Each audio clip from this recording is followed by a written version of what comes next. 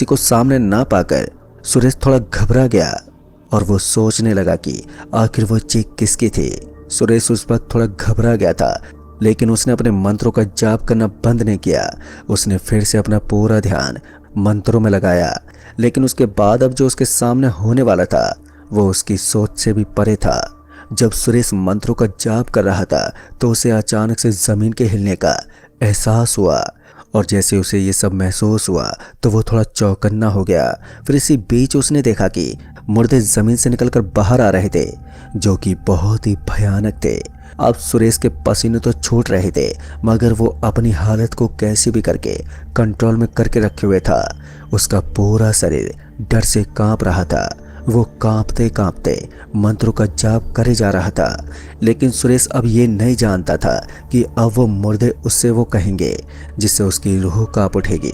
तभी मुर्दों ने सुरेश से कहा कि मंत्र पढ़ना बंद करो, नहीं तो हम तुम्हें मार देंगे।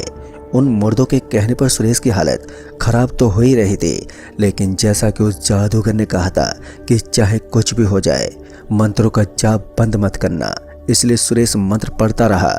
अभी सुरेश मंत्र पढ़ ही रहा था कि तभी उसे उसकी माँ की आवाज़ सुनाई दी, और जैसे उसे उसकी माँ की आवाज़ सुनाई दी कि तभी वो चौंक गया।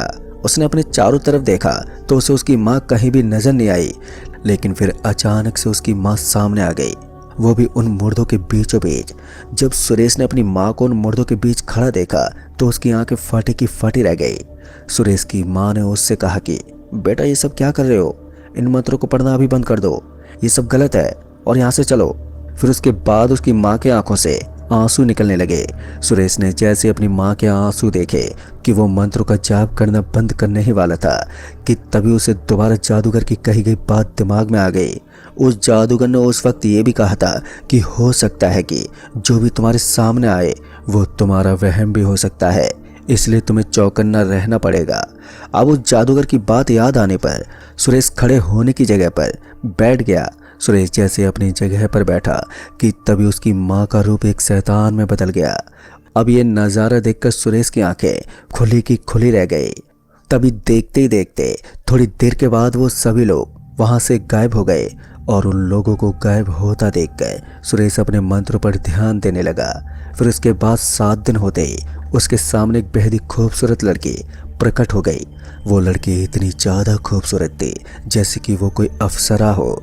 सुरेश उस लड़की को देखकर उसी वक्त खो गया, और जब उस लड़की ने उससे कहा कि सुरेश लो मैं आ गई, तुम्हारी साधना सफल हुई, तुमने जिसके लिए तपस्या की थी अब वो तुम्हारे सामने खड़ी है, तुम जो चाहे वो मुझसे मांग सकते हो, मैं तुम्हें इस दुनिया की हर चीज़ ला के दूंगी, लेकिन तुम्हें मेरी 3 शर्तें माननी होंगी, तभी मैं तुम्हारा हुक्म मानूंगी। अब यक्षिणी की बात सुनकर सुरेश के मन में लड्डू फूट रहे थे। तभी सुरेश ने बिना कुछ सोचे समझे यक्षिणी से कहा कि हाँ हाँ बोलो, क्या क्या शर्तें हैं तुम्हारी। सुरेश ने जैसे यक्षिणी को ये कहा कि तभी यक्षिणी ने सुरेश से कहा कि मेरी पहली शर्त है कि तुम मेरे बारे में किसी से जिक्र नहीं करोगे, और ना ही ये बताना है कि तुमने मुझे पाने के लिए क्या क्या किया है, और दूसरी शर्त है कि तुम मेरे अलावा किसी और स्त्री के पास नहीं जाओगे और ना ही देखोगे। अगर तुमने ऐसा किया तो मैं तुम्हें और उस लड़की को वहीं पर मार दूंगी, क्योंकि मैं तुम्हें वो सारी शारीरिक सुख दूंगी जो हर स्त्री अपने पति को देती है, इसलिए तुम किसी भी स्त्री को नहीं देखोगे। और मेरी आखिरी शर्त वो ये है कि तुम कभी भी जाने को नहीं कहोगे जब तक मैं खुद ना चाहूँ। अगर तुम्हें मेरी ये सारी शर्त मंजूर है तो बोलो। सुरेश ने ये सारी शर्तें सुनते ही कुछ भी नहीं सोचा, और वो उसकी खूबसूरती में इतना मगन था कि उसने यक्षिणी की सारी शर्तें मान ली। जैसे ही सुरेश ने यक्षिणी की सारी शर्तें मान ली कि तभी यक्षिणी के चेहरे पर एक खूबसूरत मुस्कान आ गई। सुरेश उस यक्षिणी से पूछने लगा कि अगर मैं तुम्हें किसी को मारने के लिए कहूँ क्या तुम उसे मार दोगे। इस पर उस यक्षिणी ने कहा कि बस तुम मुझे हुक्म दो, तुम्हारा काम हो जाएगा। यक्षिणी के कहने पर सुरेश ने उससे कहा कि मुझे अभी के अभी यहाँ से मेरी माँ के पास ले चलो।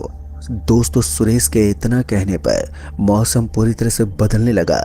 बादलों में बिजली की गड़गड़ाहट आनी शुरू हो गई और वहां पर जोरों से एक बवंडर बना और उस बवंडर में यक्षिणी सुरेश को लेकर उसकी माँ के पास जाने लगी।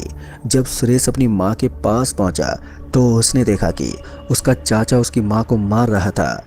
जब सुरेश ने अपनी माँ को मार खाता देखा तो वो गुस्से से तिल मिलाता हुआ यक्षिणी से बोला कि अभी के अभी इस घर के सभी लोगों को जान से मार दो, बस मेरी माँ को छोड़ देना।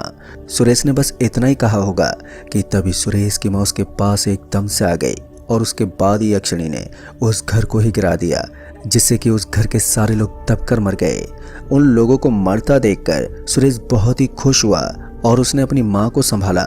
लेकिन जब उसकी माँ ने ये सब देखा तो सुरेश से कहा कि बेटा वो लोग मर गए तो। तभी सुरेश ने अपनी माँ को समझाते हुए कहा कि जैसा उन लोगों ने हमारे साथ किया है उनको उसकी सजा मिल